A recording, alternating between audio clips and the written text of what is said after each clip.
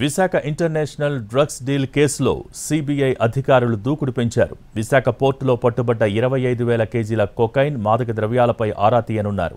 వేల కోట్ల రూపాయల డ్రగ్ రాకెట్ను ఇంటర్పోల్ గుర్తించడంతో ఆపరేషన్ గరుడలో భాగంగా లోతుగా దర్యాప్తు చేస్తున్నారు.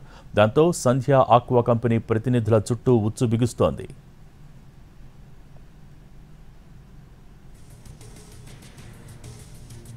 అయితే దేశంలోని వివిధ పోర్టులకు డ్రై ఈస్ట్ దిగుమతి అవుతోంది.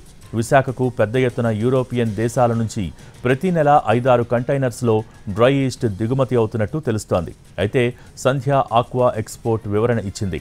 ఎగ్జిక్యూటివ్ డైరెక్టర్ హరి పేరుతో ఆర్డర్లు పెట్టినట్టు తెలిపింది.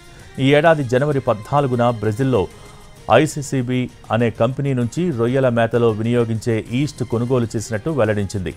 ఓషన్ నెట్వర్క్స్ ఎక్స్ప్రెస్ ఎల్బి 224348 సీల్లో ఉన్న కంటైనర్ జర్మనీ మీదుగా మార్చి 16న విశాఖ పోర్టుకొచ్చింది. మార్చి 19న సంధ్య ఆక్వా ప్రతినిధుల సమక్షంలో సిబిఐ బృందం కంటైనర్ను పరిశీలించింది. అందులో మాదక ద్రవ్యాలు ఉన్నట్టు అధికారులు నిర్ధారించారు.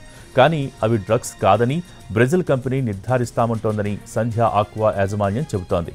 అదే సమయంలో సిబిఐ విచారణకు సహకరిస్తామని అంటోంది.